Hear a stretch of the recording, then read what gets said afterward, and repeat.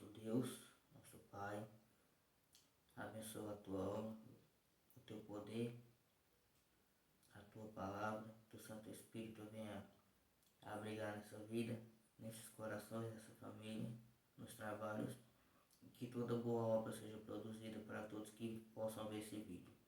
Em nome do Senhor Jesus, amém. Imortalidade da alma. O que você sabe a respeito? O que você entende? Onde você procura e com quem procura e como procura?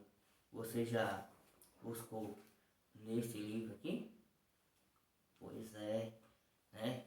De tudo o que o homem faz teme a Deus, guarda seus mandamentos, é o que esse livro sagrado fala. No entanto, um tema muito polêmico, né? Que envolve espiritualidade, que envolve cristianismo e até mesmo outras etnias espalhadas pelo mundo. Mas o que dizer sobre a alma? Qual é a base fundamental da alma? Eu andei estudando um pouco sobre a palavra alma, que vem do hebraico nefesh, que significa vida, essência, ou que respira, ou que está ativo. Mas praticamente alma é a vida da pessoa, né? O que acontece com ela depois que morremos? Eclesiastes 5 e 6, os versículos, né, do capítulo 9, diz que os vivos sabem, não, você, eu, nós sabemos que vamos morrer, mas os mortos não sabem coisa alguma, né? E de tudo que, verso 10, de tudo do capítulo 9, de tudo que a gente vinha fazer, a gente faz agora, porque quando a gente partir para além, todas as obras morrerão, não tem obra nenhuma. E por que existe até base bíblica para alguns, né? E da espiritualidade existe vida após a morte. Qual é a opinião mais sensata a se dar? A minha, a sua, a da Bíblia? O que fala? Vamos ver. Ninguém tem a verdade suprema, exceto Deus. No entanto, eu estou aqui para apresentar uma versão mediante o que a Bíblia fala. Na minha visão, é lógico que tem que respeitar a opinião dos outros e, consequentemente, tentar passar a minha, né? Porque o meu direito termina onde começa o seu. Mas da mesma forma que você tem o seu direito, quando interfere no meu, né, o seu direito também se acaba. Isso é uma ideia de cultura chinesa, mas vale para qualquer cultura, né? Você a sua parte eu respeito, eu a minha parte você me respeita. Cada um, por favor, né, ou no seu quadrado ou de forma sensata, passarmos a ouvir e a entender. E se não quiser entender, não tem problema, basta tão somente, né, procurar viver a sua vida do jeito que você achar melhor. Afinal de contas, Deus dá direito de escolha para cada um, né? Com base já foi dito, o hebraico nefesh, que significa alma, significa vida. Então, né, houve o problema do pecado, nós já sabemos, né, o homem foi lá, comeu o fruto e depois o pecado entrou a morte. Mas desde aí a palavra de Deus já começa esclarecendo. No dia que comer, certamente você morrerá. Aí já, o homem não comeu, aí já começa a esclarecer, né? A verdade sobre o texto em Gênesis, sobre a queda, em Gênesis capítulo 3, é enfática. Enfim, como isso chegou a ter até base bíblica? Muitos textos são utilizados até assim de forma a tentar levar as pessoas a crerem que existe. Por exemplo, um texto bastante usado está na parábola do rico e do mendigo, né? Ali no livro de Lucas, porque o rico, do exemplo bíblico, ele estava ali regalando-se, pegando tudo que vinha à mão dele, dado por Deus, esbanjando suas bênçãos em coisa à toa, em festas, em banquetes, poderia ser prostituição, muitas outras coisas, até que por fim morreu, né? Infelizmente ele foi parar no inferno e ali ele estava sofrendo.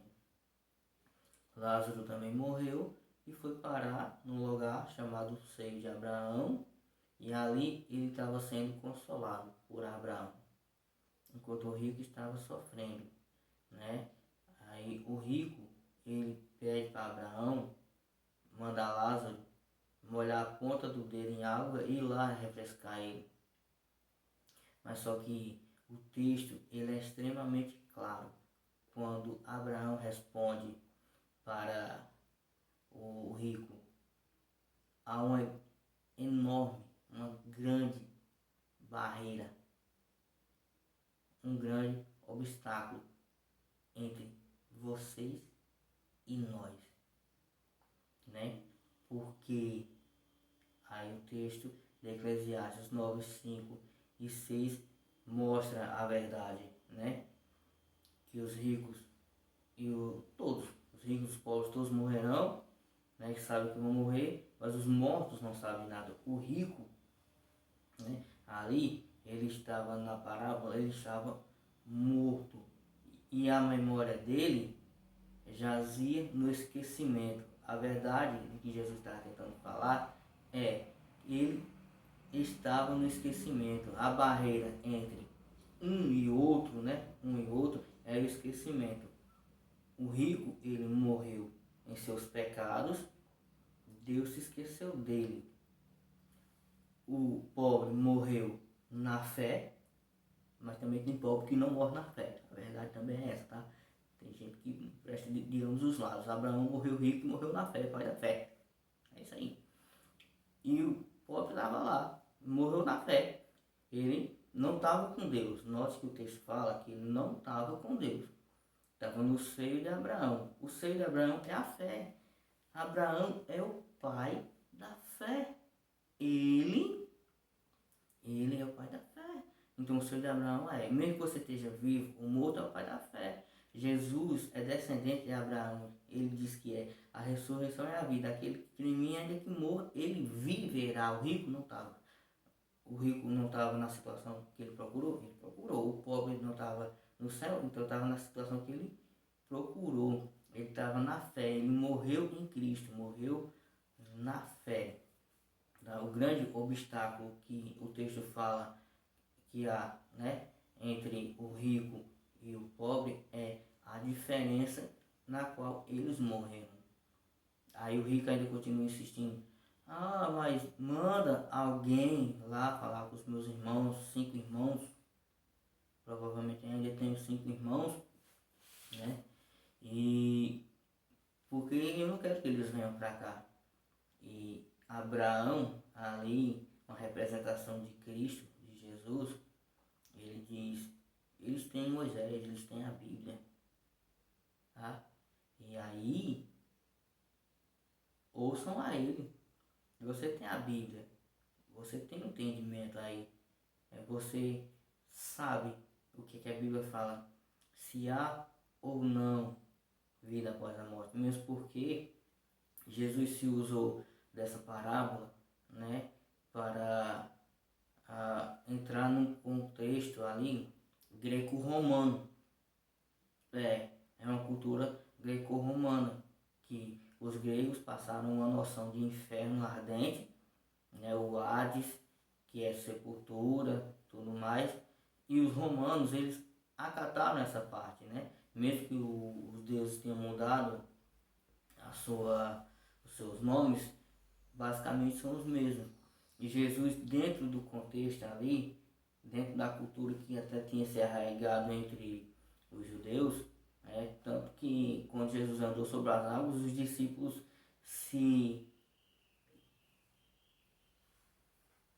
eles ficaram arrepiados, ficaram loucos de medo e gritaram, um fantasma. Isso é uma coisa que está implícita em quase todas as culturas, se não em todas as culturas. Dessa pessoas acreditarem no além, mas desde o princípio Deus diz: certamente morrerás. A alma que pecar, essa morrerá, né?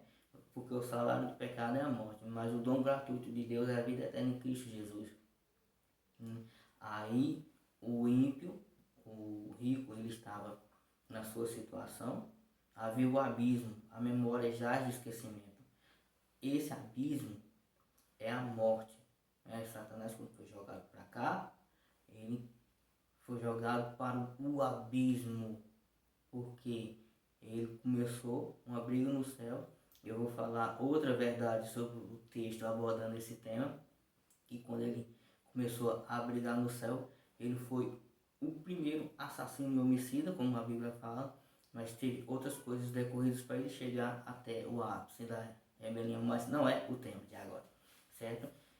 Aí eu só estou tentando me referir do texto de Lucas, do rico e do mendigo, com relação ao abismo, que é a sepultura, e na sepultura a memória jaz no esquecimento. O abismo é esse, o esquecimento, a memória apaga. Quando o espírito sai do ser humano, a mente totalmente é apagada. O corpo fica no pó e o espírito sobe para Deus. Aí, onde chegamos, né? O espírito sobe para Deus em Apocalipse, né? Apocalipse capítulo 6, ali, versos 9 a 20, onde João diz que vi as almas daqueles que foram mortos, né, por conta do amor à palavra de Deus, ao testemunho e a tudo o que Deus provê na vida deles, né? A pregação do Evangelho, perdão. E interessante você prestar atenção no que João diz que viu. A palavra hebraica, nefash, traduzida por alma, é vida. Preste bem atenção. Ele diz: vi a vida daqueles que foram mortos, decapitados pela pregação de Deus. Ele viu a vida. Debaixo do trono de Deus, estava ali o que? Livros. Sim. Livros da vida, livros do testemunho e também tem o livro do juízo. Ele viu a vida. Claramente, João teve uma visão dos santos combatendo o bom combate. Você está entendendo? Sacou aí a jogada? João, ele teve uma visão dos santos pregando o evangelho, curando, ressuscitando, dando uma cesta básica, dando uma palavra de auxílio, de ajuda, enfim. Porque em Mateus 22, 33, ou 23, não, 22, 32, Jesus diz, né, do 29 ao 32, ele vai trazendo, capítulo 22, 29 a 32, ele começa dizendo: errais, não conhecendo as Escrituras e nem o poder de Deus. E lá pro verso 30 e pouco, 29 para o 30 e pouco, 32 ali, 31, 32, Jesus está dizendo que Deus é Deus dos vivos e não dos mortos. Então, como eu vou acreditar em seio de Abraão, assim dizendo, né? Problema nenhum com quem acredita, tá? Me perdoa, não leva pro lado pessoal. Se eu sei que Deus é Deus dos vivos e não dos mortos, que situação seria essa? O cara morreu ou não morreu? A situação seria de estado de zumbi. Porque zumbi é uma questão de morto-vivo. Morto-vivo. Dizem até que eles estão lá, estão vendo o que está acontecendo aqui. Mas se não morreu, não morreu, é zumbi. E todo zumbi, em qualquer série, eu não gosto de série de zumbi. Na verdade, eu tenho medo desse troço. Não gosto. Não tem mente, cara. Não tem alguns que são os primeiros, não sei, diz que o 1, o 0, ele tem até um estado de consciência ainda. Mas isso aí o primeiro zumbi do universo é Satanás e ele é cinético da sabedoria, diz a palavra. Aí ele entende, o primeiro que matou, o primeiro que sentiu o gosto de sangue no universo foi ele. O primeiro a morrer foi Jesus, ele se entregou antes da fundação do mundo. Mas Satanás é o primeiro zumbi do universo e ele tem sabedoria. Já os demais não.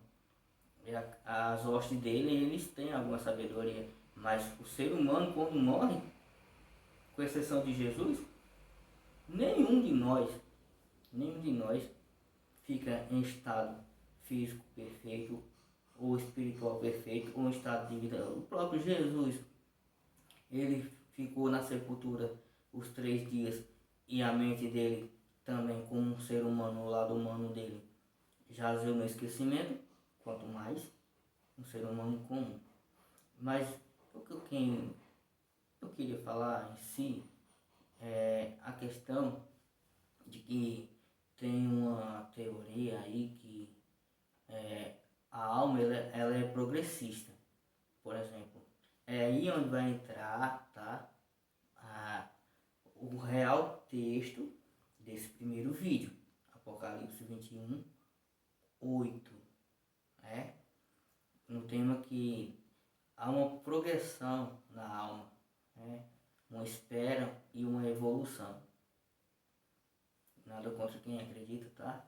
Mesmo porque o que eu estou passando é uma visão, né, teológica, bíblica, mas minha sobre esse tema, tá? Sobre esse tema, e eu gostaria de deixar bem claro que não quero que ninguém leve pro lado pessoal, tá bom? Mas como é que fica a questão da alma progressista? Porque certamente morrerás. Ah, mas tem que vi as almas lá, as almas estavam falando. Gente, por favor, né? O texto em Levíticos 17, ali 10, 9 a 14, em versos 10 por diante, o texto em Levítico diz que a alma do ser, né, a vida da carne está no sangue, né? Está no sangue. E o verbo nefas está ali atribuído, vida, sangue, né? Como é que as pessoas vão levar em consideração algo assim? Preste bem atenção. Quando Caim matou Abel, o sangue dele foi derramado. Não foi derramado? E Jesus falou que o sangue dele estava clamando da terra, né? Eu lembro quando eu era guri, eu lá no Cariri Paraibano, faz tempo, eu pegava um estilingue e dava uma estilingada numa rolinha, cara. A bichinha ficava lá. Eu ia me aproximando toda alegre, de matar o passarinho, cara. Aí quando eu olhava assim, ela com o biquinho fazendo assim, ó. Aí pegava na mão, olhava assim e ficava pensando o que se passava. Além da dor, né? No coraçãozinho daquele bichinho inocente. Talvez eles pensassem assim, né? O que foi que eu fiz para estar passando por isso? Não queria fazer nada de mal, só queria comer, voar, ter meus filhotes. O que foi que eu fiz para merecer isso? O que foi que eu fiz para esse algoz fazer isso? Né? E eu lembro que eu levantava assim, de repente eu sentia aquela coisa quente escorrendo pelos dedos e pingava no chão e ficava aquele cheiro de ferro no ar. Era o sangue daquele inocente que eu tinha acabado de tirar a vida, e no fim Deus não tinha outra alternativa senão retirar o fôlego de vida daquele ser ali inocente que estava em minhas mãos, que agora passava para as mãos dele, né, que ele assumiu o sangue. Da mesma forma, quando João teve a visão, ali em Apocalipse, ele viu a vida dos santos, o que eles fizeram e a forma abrupta a qual eles foram mortos inocentemente. Paulo foi decapitado. João morreu de morte morrida, assim dizendo, morte natural. Mas Filipe foi arrastado por uma cidade a cavalo. Tiago foi atravessado por uma espada. Estevão foi apedrejado. E diante traz algozes, a gente tende a pensar, por que Deus não fez nada? Por que Deus não faz nada hoje em dia para ajudar as pessoas que estão com fome, na miséria, estão morrendo, estão doentes, estão na guerra? Gente, é importante que tudo isso aconteça para que vejamos o que é um mundo fora do governo de Deus. Mas eu sei que fugi um pouco do assunto para falar sobre isso. Eu sei que a verdade sobre a alma progressista é delicado porque tem muita gente que acredita na espiritualidade, que são gente boa, gente de Deus e gente de fé. Mas Apocalipse 21, verso 8, ele fala o seguinte. Ele diz, quanto aos covardes, tem outros também. A lista é um pouco, vamos dizer, degradante. Mas os primeiros são os covardes. Aí depois tem os feiticeiros, os adúlteros, os ladrões, os assassinos, os impuros. Aí no final tem a parte pior. A parte que eles cabem é o lago que arde com fogo e enxofre, a saber, a segunda morte. Mas de todos esses adjetivos, né, negativos, adjetivo ele dá qualidade, mas ele também dá defeito aos seres, aos substantivos, né? Seres também. O primeiro da lista são os covardes. É isso que me fez e me faz gravar esses vídeos aqui, né? Espero que esteja assim pronto para fazer mais outros, né? Porque não tem só um texto ou um tema na Bíblia, e a verdade sobre o texto é vários temas, que a Bíblia é rica, muito rica. E eu estou de posse dessa riqueza, que em muito foi dado, muito será cobrado. E depois vocês, por favor, abram suas Bíblias em Provérbios 24, 10 a 12, e vocês vão entender o porquê que eu estou aqui falando. Mesmo eu já tendo falado, né? Eu posso ser muito cobrado. Com relação à alma progressista, o que eu vejo na Bíblia é quanto aos covardes. Se você tem uma missão como eu tenho uma missão, que é passar o que eu sei da Bíblia para vocês. Eu sei que eu tenho essa missão, né?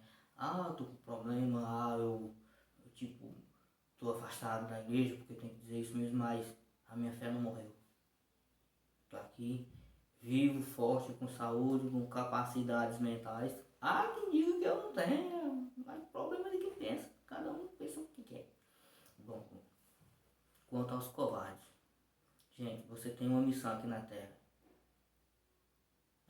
E como Jó fala, né, 7, verso 9, da mesma forma que uma nuvem se forma e se desfaz, jamais volta o que dessa sepultura.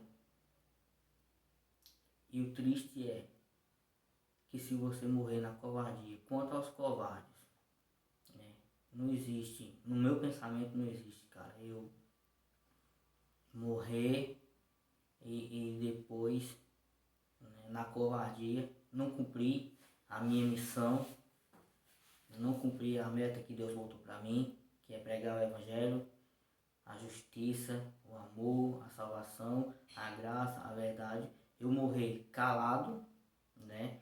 outras pessoas poderão morrer pela falta do meu testemunho, e eu morri nessa covardia, tanto que o primeiro da lista é o covarde. Se você for um covarde, se você for uma covarde, espero que não aconteça.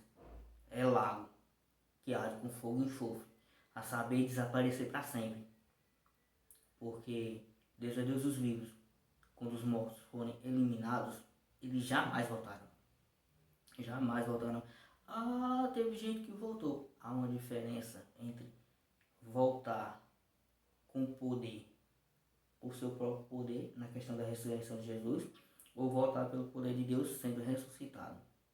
Tá? Há uma diferença entre voltar e ressuscitar. Ninguém consegue voltar. Se você morreu, mesmo que você tenha morrido em Cristo, mesmo você não consegue voltar. Mesmo que você veja alguém da sua família com voz e traços em algum lugar falando com você, essa pessoa não existe. Essa pessoa biblicamente já era, tá? Porque Apocalipse 21, verso 8 diz: quanto aos covardes, tá? E a covardia é o pior, né, dos defeitos dessa galeria com relação aos tanto que se dizem cegos como os ímpios. Não existe essa de você morrer na covardia sem cumprir a sua missão e ir voltando até conseguir se tornar um ser de quarta, quinta, sexta ou sei lá quantas dimensões. Porque a vida que nós temos é só uma. E tudo que você tem a fazer, faça agora, porque no além, na sepultura, onde você vai, onde eu vou, não tem mais volta não. Morreu ali, voltando ao texto do Apocalipse 6, né? 6, ali onde vê as almas, versos 9 em diante, vê as almas, João, ele vê a vida. João teve vamos dizer assim, um déjà vu, uma visão gostosa, assim, nostálgica dele ali dentro, no meio dos irmãos, fazendo a obra, fazendo bem. Sim, porque ele viu foi os irmãos dele, viu Pedro, viu Tiago, Tomé, todo mundo morrendo, cara. Ele pode ter visto até as pessoas sendo perseguidas agora. Porque ali João estava vendo o fim antes do começo. E é isso, a mensagem que eu quero passar é essa, que o verdadeiro texto que eu quero passar é de Apocalipse 21, verso 8. Quanto aos covardes. Gente, é contra a covardia. Não se acovarde não. Se você tem uma missão, cumpra ela cabalmente. Mesmo que a sua missão seja aceitar a Cristo e guiar a sua família, né, na obra de Deus para ambos serem salvos. Mesmo que a minha missão seja passar o pouco que eu sei, não se acovarde, cara. Não se acovarde mesmo. Não tenha medo de dizer, olha, eu não creio nisso, eu não penso assim. Que o poder de Deus esteja com você e não seja um covarde, porque a parte que cabe aos covardes é o lago. E o salário do pecado é a morte. Não queria encerrar falando uma coisa tão ruim, né? Porque o salário do pecado é a morte. Mas o dom gratuito de Deus é a vida eterna em Cristo Jesus, né? Porque é isso que nós precisamos. Eu tenho a ideia de que há um mundo vindouro, há uma justiça, há uma paz que reinará eternamente, e que esse mundo que você vê tanta coisa ruim acontecendo, cara, muita coisa ruim acontecendo, é para todo mundo, né, que está no universo inteiro, um dia olhar assim e dizer, ó, acabou, aquilo ali não vai acontecer mais nunca mais, nem vamos lembrar do que aconteceu aqui. O foco da mensagem sobre o texto desse primeiro vídeo é: cumpre a tua missão. Porque se você morrer na covardia, a paz que caberá será muito triste. Morrer não é ruim. Sabia que morrer não é ruim? Não, morrer não é ruim. Não, morrer não é ruim. Ruim é você deixar totalmente desistir, tá? Por isso que tem muita gente aí que não tá nem aí.